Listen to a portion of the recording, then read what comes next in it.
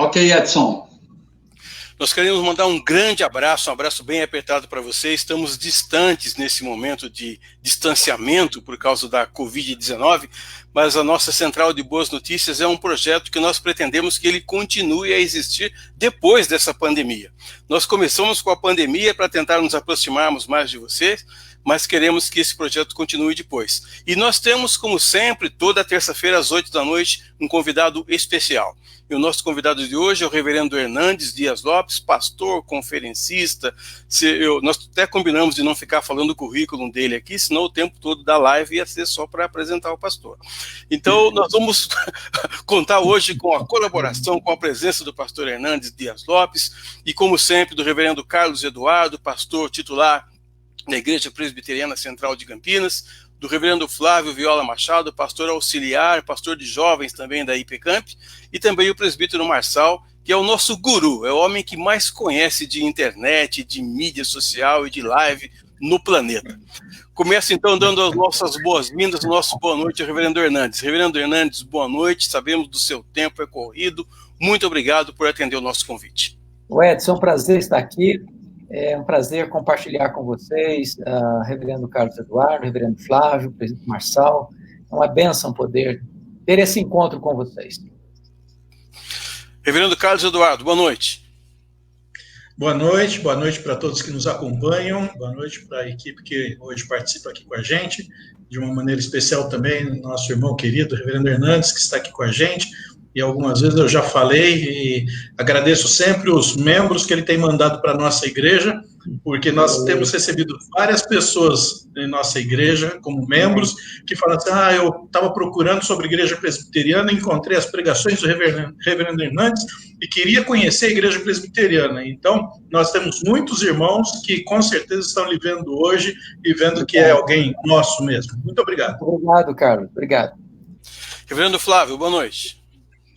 Boa noite, Edson, boa noite a todos que nos acompanham, mais uma terça-feira para uma Central de Boas Novas, uma terça-feira muito especial, muito abençoada, com a presença do reverendo Hernandes. A gente faz questão aqui de deixar o nosso agradecimento a ele por esse tempo dedicado a participar aqui conosco, e com certeza vai ser um tempo muito especial e abençoado por Deus. Amém. Presbítero Marçal dos Santos, boa noite. Boa noite a todos. O Edson sempre me comprometendo com esse negócio de ser o guru da internet. Aí daqui a pouco eu vou ter que justificar tudo isso. Então, tudo bem. A gente vai tentando. Mas uma boa noite para todos. Vamos começar então com as perguntas ao reverendo Hernandes. A primeira pergunta para o senhor, reverendo, é a seguinte. Tem muita gente falando que a chegada desse vírus é o começo do fim do mundo. O senhor diria o que a respeito desse tipo de afirmação?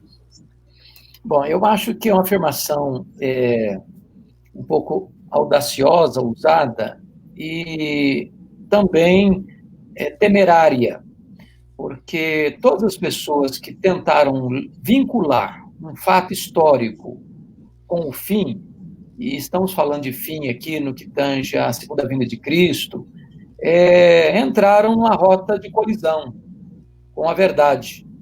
Até porque o Senhor Jesus Cristo deixou isso muito claro, que acerca desse dia, que é o dia do fim, a consumação dos séculos, a sua segunda vinda, é uma agenda da economia de Deus. Então, todas as pessoas que tentaram marcar datas colheram decepção e caíram no ridículo. O que nós podemos afirmar é que esta pandemia, certamente, é um dos sinais da segunda vinda de Cristo, conforme ele mesmo, Jesus, ensinou lá em Lucas 21:11.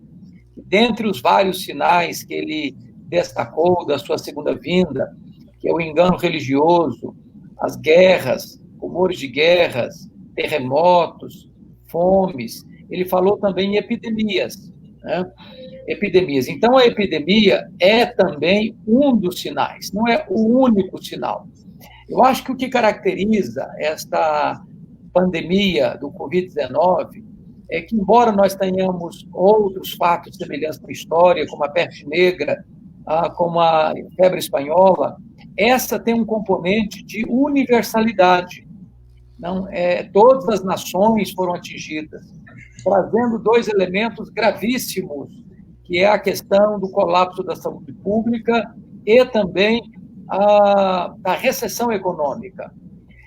Certamente, essa pandemia, por ser global, pode apontar para um outro fato da segunda vinda de Cristo, que é o levantamento do homem da iniquidade, de um líder de característica mundial, que vai oferecer uma proposta, uma saída, uma solução.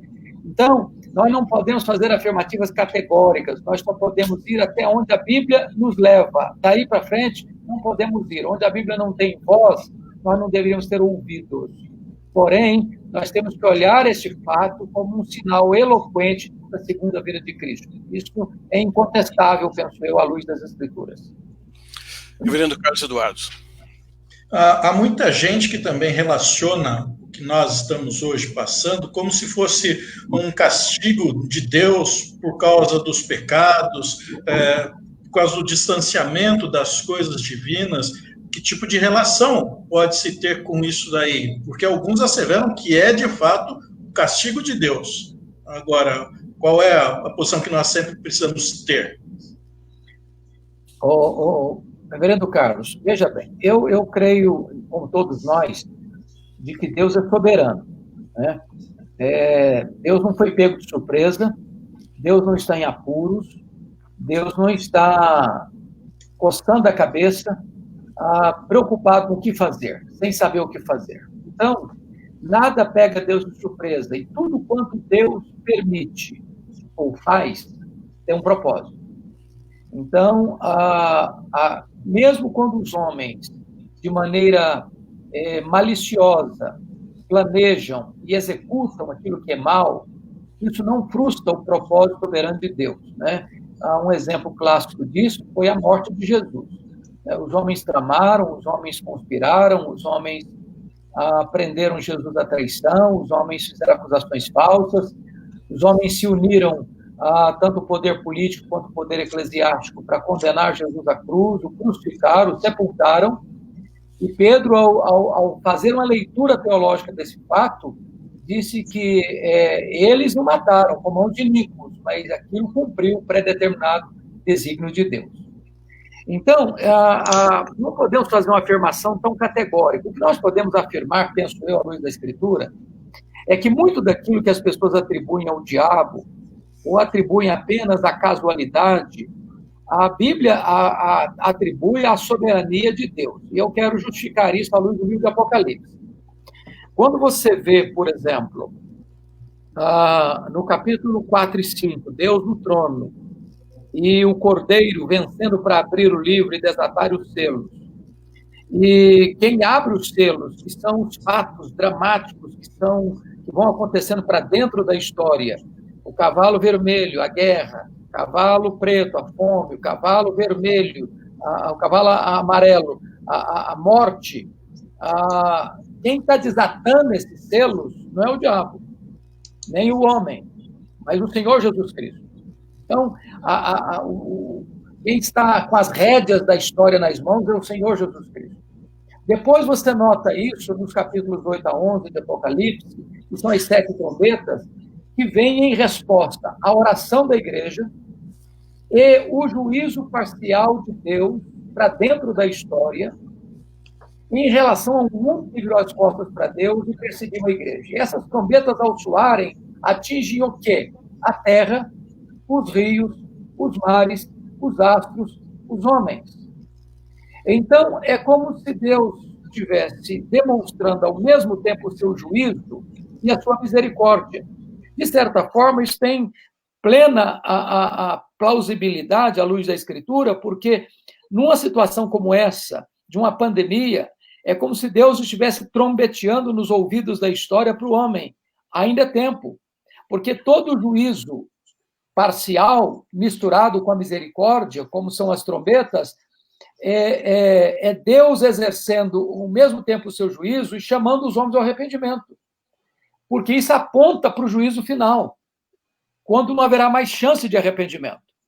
Então, penso que nós poderíamos legitimamente fazer essa leitura. Não um castigo como se fosse capricho, como se Deus fosse sádico, como se Deus gostasse de ver as pessoas sofrerem, Porque quando você olha para a história, Deus exerceu juízo, lá no dilúvio, exerceu juízo em Sodoma e Gomorra, exerceu juízo com as 10 pragas do Egito, exerceu juízo sobre o seu próprio povo, no ano 586, trazendo a Babilônia para invadir Jerusalém, antes disso, trazendo a Síria para desalojar as 10 tribos do norte em 722, como também trouxe juízo a Jerusalém no ano 70 depois de Cristo. Então, penso que nós temos que olhar essa situação também dentro da ótica e pela ótica da soberania de Deus e da manifestação tanto do juízo quanto da misericórdia. Com relação à sua igreja, pode ser um fato de disciplina, porque Deus traz juízo ao mundo, mas disciplina o seu povo. E a Bíblia diz que o juízo começa pela casa de Deus, nesse sentido. Deus disciplina quem ama. E eu não tenho dúvidas de que a igreja há de sair dessa situação mais quebrantada, mais humilde, mais próxima de Deus e mais solidária com o próximo. Presbítero Marçal. Reverendo Hernandes, eu tenho uma pergunta que é quase assim meio pessoal. Por quê? Porque, olha só, quando eu comecei os primeiros passos aí da minha pós-conversão, eu li esse livro. Certamente o senhor conhece o Tim LaHaye, eu não sei se conhece esse livro em particular, ela é da década de 80, então o começo do fim.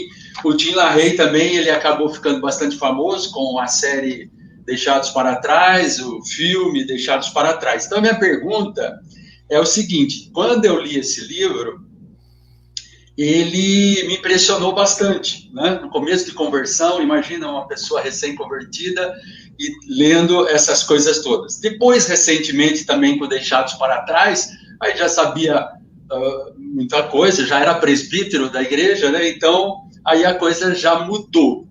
Agora, em 2020, essa pandemia e todas as suas consequências, então nós não temos só consequências de questão de doença, mas econômicas e tudo mais, né? Como entendermos o deixados para trás nesse momento? Especificamente o deixados para trás. Obrigado, Marçal, da sua pergunta. E eu não quero trazer constrangimento, não sei qual é a posição escatológica dos pastores da igreja e da Igreja Presbiteriana Central de Campinas. Pode ficar tranquilo, reverendo, pode ficar tranquilo. A pergunta é provocativa, por isso que ela não foi feita. Como eu aprendi com um amigo meu, que não pode entrar em bola dividida, então... Então, veja bem, eu acredito o seguinte, acho que todos nós, na década de 80, no Brasil, não digo todos, é uma expressão assim, muito exagerada, mas muitos de nós, na década de 80, fomos muito influenciados pelo chamado pré-milenismo dispensacionalista, né? Naquela época, você percebe que estava assim, em alta o dispensacionalismo. Aqui no Brasil, a Palavra da Vida era a grande promotora, depois tinha a revista chamada Da Meia-Noite, do Grimaldi, a Bíblia de Scofield, e tanto mais. Então, a literatura quase toda que a gente tinha em português era dessa linha dispensacionalista. Nós não tínhamos quase nada em português na área do amilenismo ou das outras vertentes. Então, nós fomos, de certa forma, forjados dentro desta visão escatológica. Hoje, Marçal, eu estou respeitando os irmãos que pensam diferente, porque eu acho que uma coisa muito importante é o seguinte, o que é doutrina é que Jesus voltará. Sim. É que vai ter o juízo final, é que vai ter a ressurreição dos mortos, é que vai ter céu e inferno. Isso são pilares doutrinários que não podem se mexer. Então, dentro da vertente evangélica brasileira, você tem gente que é pós-milenista, gente que é pré-milenista histórica, gente que é pré-milenista sensacionalista, gente que é milenista. Isso não faz de uma pessoa que tem essa ou aquela corrente uma pessoa desqualificada como evangélica. Porém, os nossos símbolos de fé, e hoje a minha convicção, é de uma linha amilenista, por entender que não vai existir dois eventos distintos, um arrebatamento secreto, para depois, então, de uma grande tribulação, acontecer a segunda vinda visível. O que eu entendo é que a segunda vinda de Cristo é um evento único. E a vinda de Jesus, a segunda vinda de Jesus será visível, audível, repentina, inesperada, inescapável, gloriosa, vitoriosa. Quando Jesus voltar, ele vai consumar todas as coisas e haverá, então, fim, a consumação. Então, não tem mais essa possibilidade de a gente pensar o seguinte: Jesus arrebatou a igreja, aí está num culto público, 90% subiu, mas 10% ficou porque não era crente. Ou você está vendo um avião, e aí o piloto era crente, o piloto sumiu e o avião ficou desgovernado no ar. Né? Então, essa teologia do deixados para trás, que é tão sensacionalista, e atrai mesmo, e chama atenção mesmo, e ela empolga mesmo, mas eu penso que ela não tem um sólido amparo na Escritura.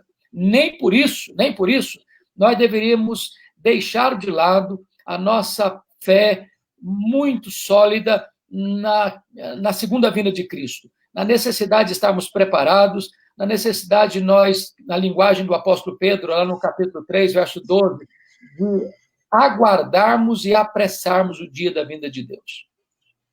Perfeito. Okay, Nós estamos juntos, reverendo. Essa é a nossa posição. Nossa posição. Deixando bem claro. Ali no coração. Marcelo, vou pedir para você dar uma olhada aí nos nossos amigos internautas, enquanto o pastor Flávio faz a sua pergunta na nossa primeira rodada de perguntas para o reverendo Hernandes. Pastor Flávio. Estamos aqui com a Laci. Primeiro o Flávio, depois você. Tá bom. Beleza. Reverendo, o senhor afirmou aí que, a respeito da volta de Jesus, esse é um assunto da economia de Deus, em relação à data, né? É claro que a gente não sabe quando isso acontecerá, e a gente vive nessa expectativa, pensando que a gente continua aguardando a volta de Cristo, quando a gente sair do processo de quarentena, quando as coisas começarem a mudar nesse sentido, considerando as dúvidas que a gente tem no nosso tempo, as incertezas. Qual a sua expectativa? Como o senhor acha que a gente sai desse período de quarentena, considerando todo esse cenário? Ok. Posso continuar? Sim. Posso? Ok. Bom, veja bem, pastor Flávio, eu acredito que nós temos expectativas nesse sentido e não certezas, né? Expectativa é uma coisa boa, mas certeza não nos cabe nesse particular, e eu vou justificar historicamente. Você se lembra do período dos juízes? No período dos juízes, que foi um período longo de 330 anos, houve um período de altos e baixos, de zigue-zague, né? De volta para Deus, de apostasia. E sempre que Deus abençoava o povo, na prosperidade, se afastava de Deus. Aí, quando o povo se afastava de Deus, Deus enviava o opressor, as nações inimigas aí para saquear, para espoliar, e aí o povo sofria, gemia, chorava, clamava a Deus, Deus tinha misericórdia, levantava um libertador, e Deus tirava o fardo das costas do povo, e quando estava tudo bem de novo, o povo voltava a esquecer de Deus. Aí ficava nesse alto e baixo, vai e vem. A nossa expectativa é que a igreja possa aprender de forma permanente algumas coisas. E uma das coisas que talvez nós pudéssemos aprender, e a nossa expectativa, é que a igreja gastasse menos com estruturas e mais com pessoas. A expectativa até é de que as nações gastassem menos com armas de destruição e mais com pesquisas na área da saúde, ou mesmo para restaurar as nações que vivem numa situação de indignidade e de fome, né? O que nós esperamos é que, quando terminar essa pandemia, a igreja possa valorizar mais o culto público, porque agora parece que todos nós estamos sentindo necessidade de estarmos juntos. A gente sente falta da igreja, sente falta de ver o povo, sente falta de abraçar o povo, sente falta de sorrir e chorar junto. Terceira coisa que eu acho que nós poderíamos aprender, e eu espero que a gente aprenda, é das igrejas serem mais profissionais e mais efetivas e eficazes no uso dessas ferramentas que vocês estão usando hoje à noite, para que a palavra de Deus possa ter mais celeridade e abrangência.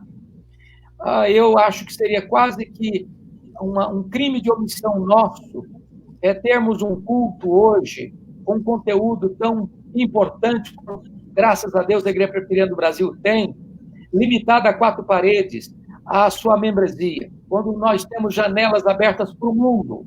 E o que nós precisamos hoje, a Igreja Presbiteriana do Brasil, sobretudo, e vocês conhecem como eu, ter uma boa qualidade de som, uma boa captação de imagem, uma boa plataforma para ter um bom canal de YouTube e levar essa mensagem, implementar essa mensagem, para que ela chegue ao mundo, Então, eu acho que o maior e melhor investimento, o mais urgente investimento vai ser nesses recursos, para que a igreja tenha a condição de, com profissionalismo, espalhar essa mensagem sem moderação para os 4 cantos do mundo e assim cumprir com mais celeridade também a profecia de Mateus 24:14.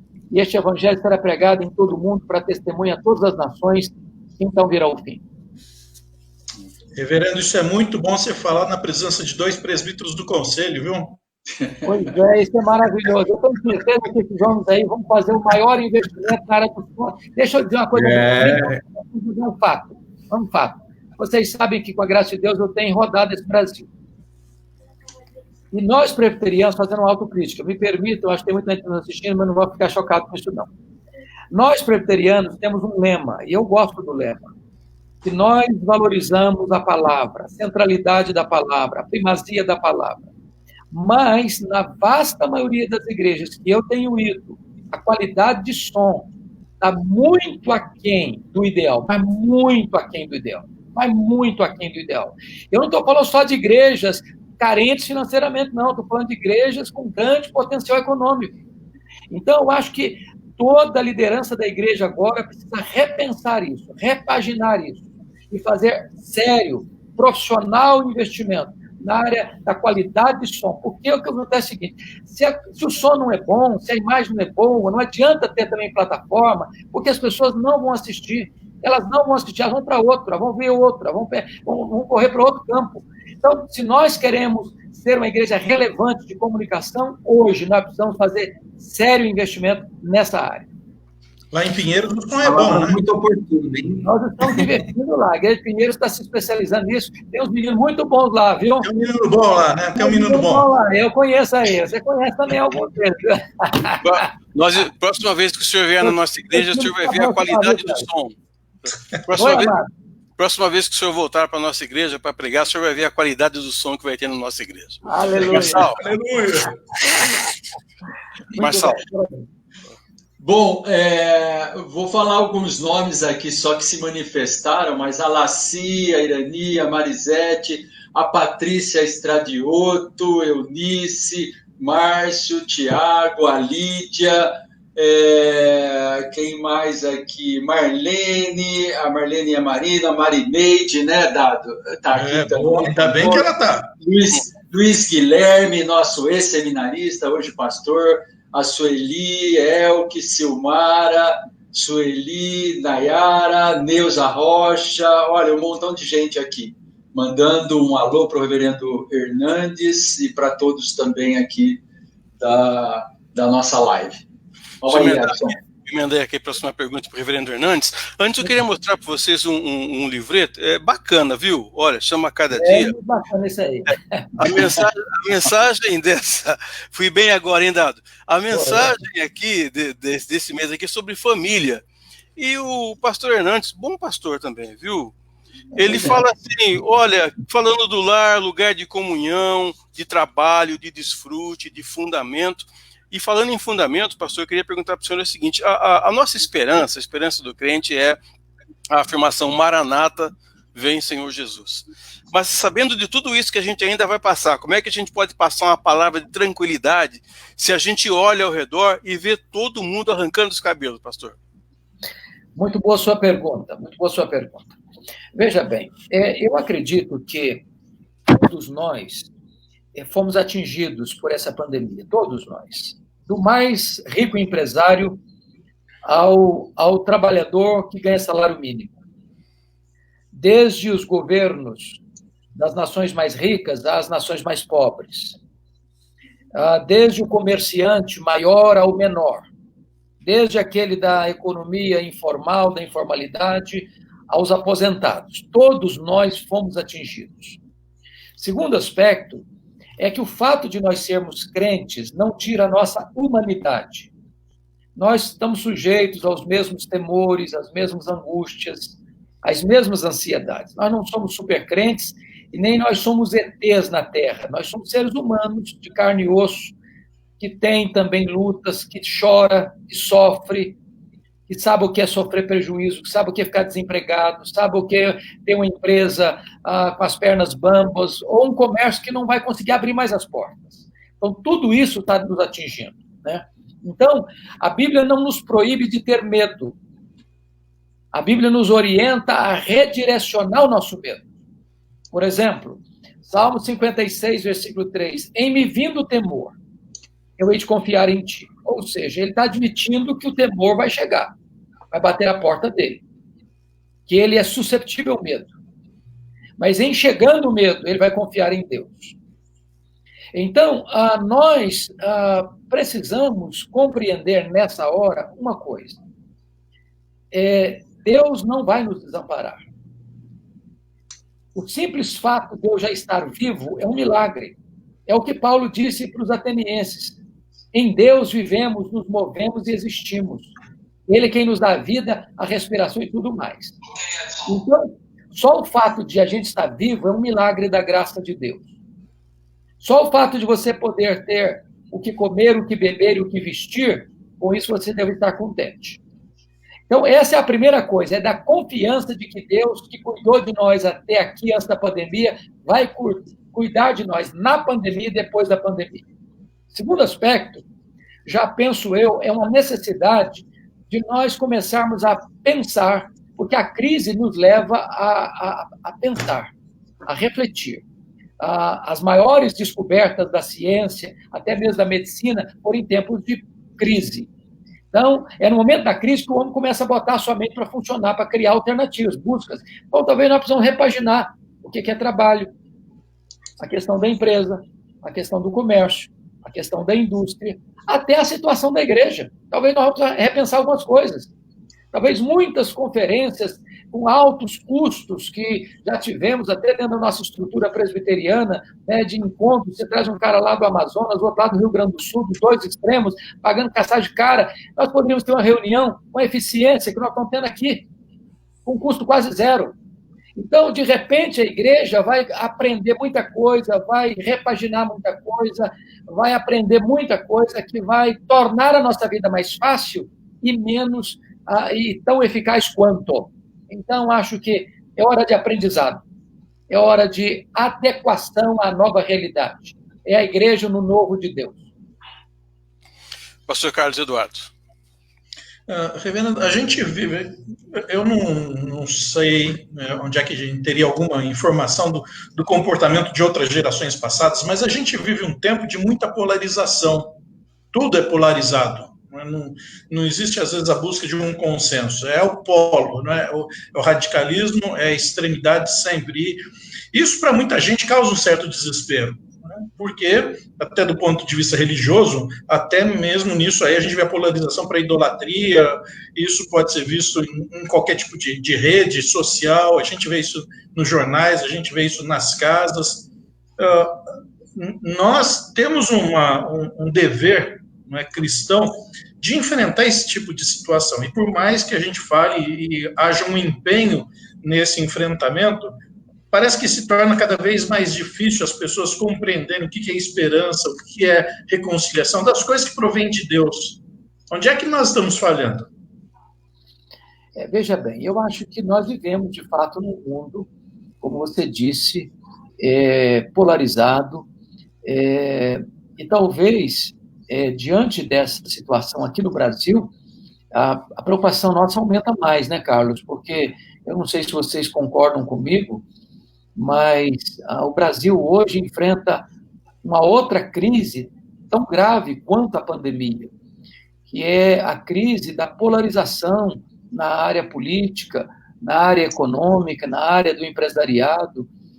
Você vê que, em vez do Brasil, que está como que uma pessoa afogando num rio, com o nariz, com a água já no nariz. E as pessoas estão discutindo detalhes e absolutamente irrelevantes para o momento. A imprensa está cuidando de detalhes, acusando um, acusando o outro, coisas que poderiam muito bem aguardar para, depois que tirar o cara do afogamento, aí tratar dessas coisas.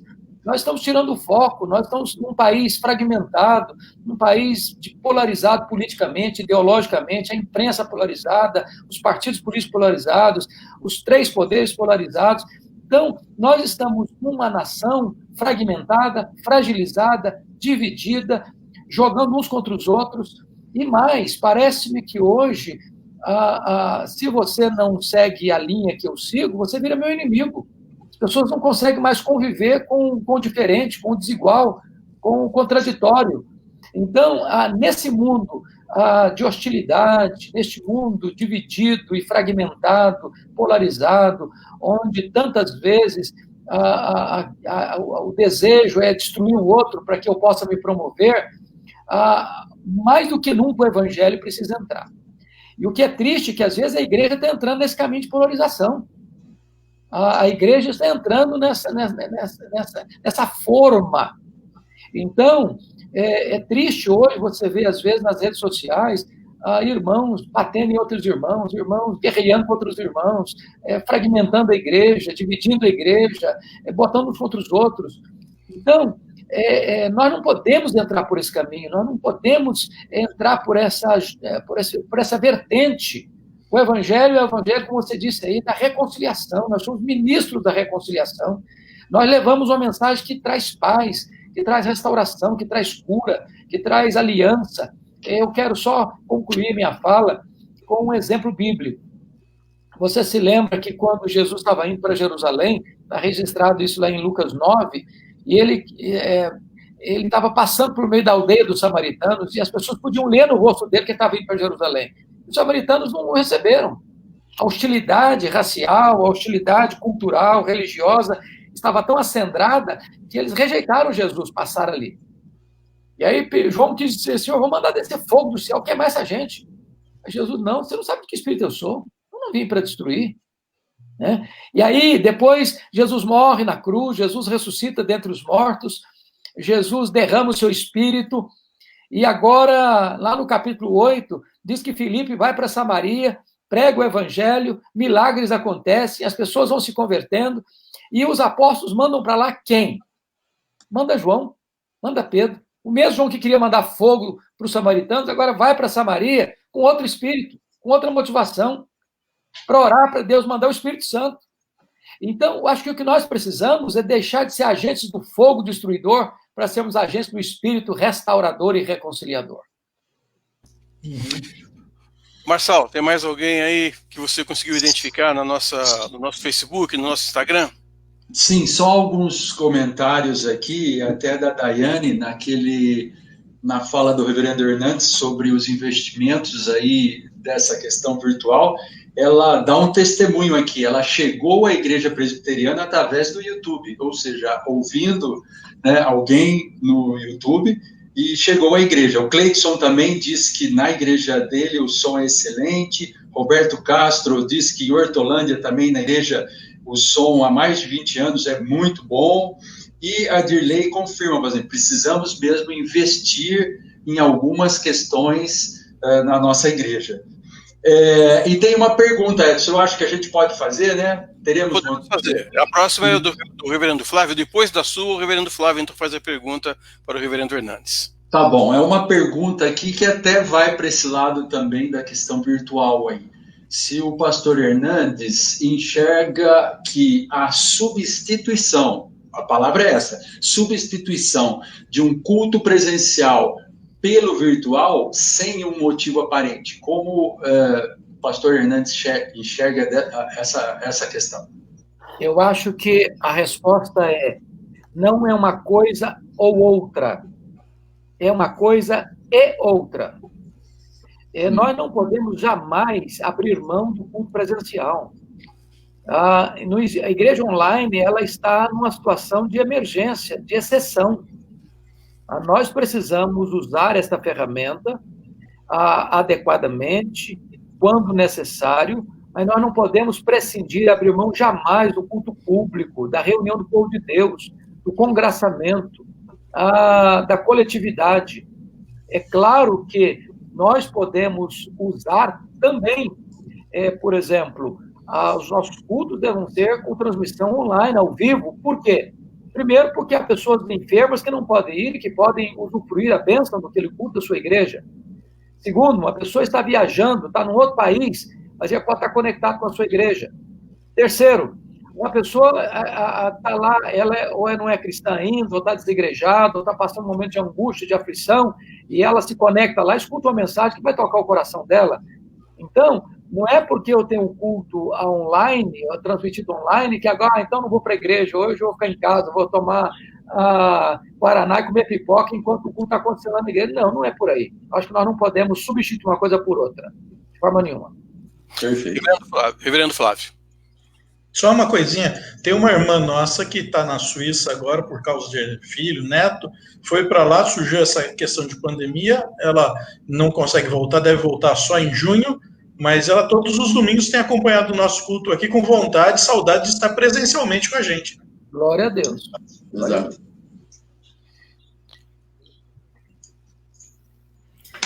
Reverendo, o senhor falou um pouco sobre a questão da soberania logo no começo. Eu queria voltar um pouco nesse tema. Como é que a gente consegue tentar entender e sustentar a consciência da soberania de Deus e a boa, agradável e perfeita vontade dele no meio dessa crise? Eu não consigo te ouvir, Flávio. Flávio, deu um probleminha. Acho que repete sua pergunta. Estão me ouvindo, não? Porque aqui está aberto o microfone. Teve uma fuga aí. Pode começar de novo, Flávio. Tá, então eu vou começar. Ok. O senhor falou no começo um pouco sobre a questão da soberania de Deus no meio do problema da Covid-19. Eu quero voltar um pouco nesse tema. Como a gente consegue tentar a questão da soberania de Deus, conciliando com a boa, agradável, perfeita vontade de Deus no meio da crise. Muitas pessoas perguntando, mas Deus enviou o coronavírus ou não? Como é que a gente pensa esse assunto à luz das Escrituras? Pois não. Eu cortou algumas palavras, mas acho que eu peguei a ideia central. E eu vou pedir vênia depois desta resposta, que o pessoal está aqui na minha casa e precisa sair, eu preciso me despedir deles, que estão querendo ir já me bater na porta aqui.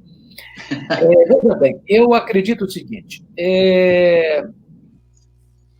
o fato de Deus ser soberano não significa que tudo que acontece conosco são coisas boas. Por exemplo, quando Paulo diz em Romanos 8:28, sabemos que todas as coisas cooperam para o bem daqueles que amam a Deus, daqueles que são chamados segundo o seu propósito.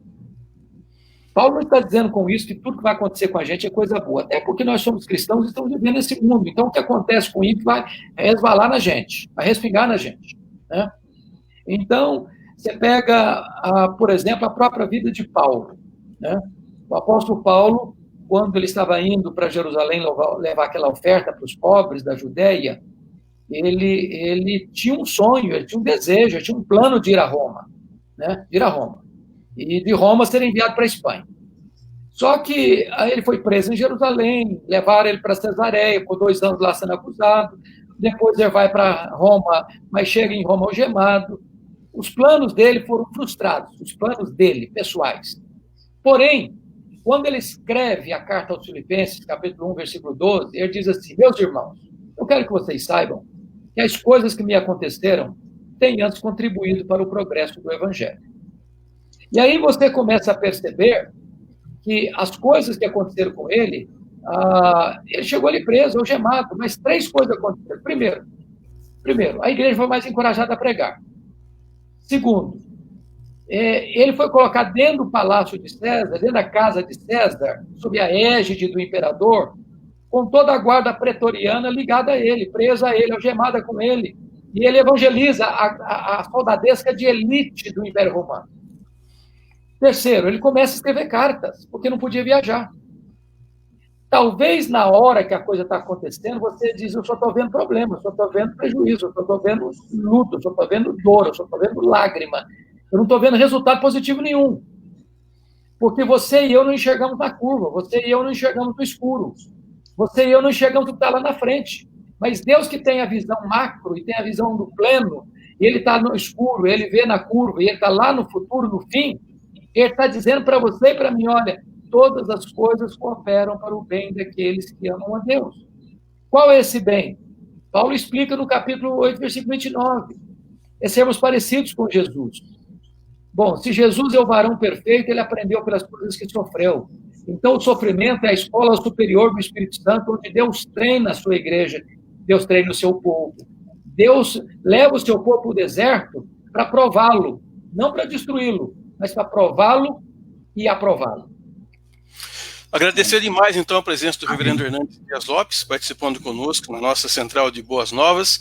Eu quero pedir rapidamente, então, que cada um dos pastores, também o Marçal, se despeça do reverendo Hernandes e pedir para o senhor, reverendo Hernandes, ao final, fazer uma oração, então, para todos nós, nesse momento em que nós vivemos. Começamos, então, Carlos Eduardo, Flávio, Marçal e depois o reverendo Hernandes, encerrando com uma oração, por favor. Reverendo, muito obrigado pela participação. Eu creio que foi extremamente abençoador para todos nós, para aqueles que nos ouvem, e muitos têm visto o programa depois, durante a semana, e as bênçãos vão ser replicadas para eles também. Amém. Que Deus o abençoe sempre. Muito obrigado. Obrigado, querido. Reverendo, muito obrigado.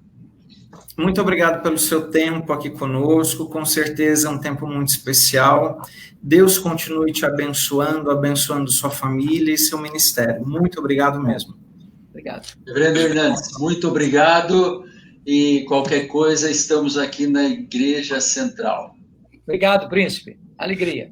Ore por nós. Eu quero te agradecer o privilégio de estar com esses irmãos tão queridos. A bênção deste encontro, a bênção desta conversa, a bênção do aprendizado mútuo. Que a tua boa mão seja sobre nós. Que a tua boa mão seja sobre o teu povo. Onde quer que cada um estiver agora, alcance-os com a tua graça. Em nome de Jesus. Amém. Amém.